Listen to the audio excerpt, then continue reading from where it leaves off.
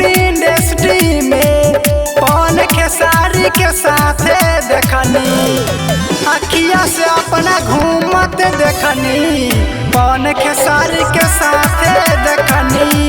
ये सोची सोची हम घबरात रहनी, विवाद में रहे वाला के साथ में नाचत देखनी।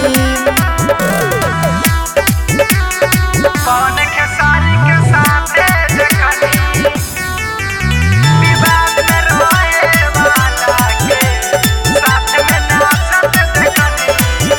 भोजपुरी मेरे भाई बड़े बड़े भैले ढेर, पवन खेसारी से बढ़ के बाटे यहाँ बासेर, पवन खेसारी से बढ़ के बाटे यहाँ बासेर। भोजपुरी मेरे भाई बड़े बड़े भैले ढेर, पवन खेसारी से बढ़ के बाटे यहाँ बासेर।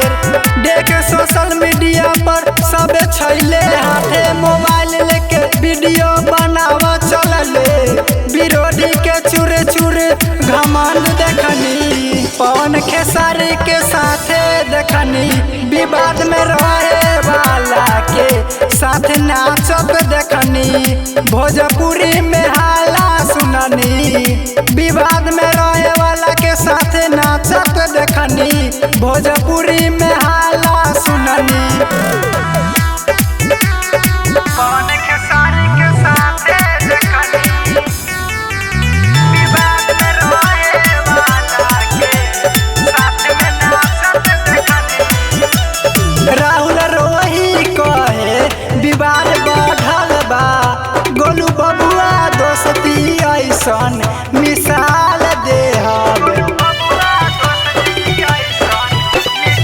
राहुल रोही कहे विवाद बढ़ल बा, गोलू बबुआ दोस्ती के मिसाल देहब।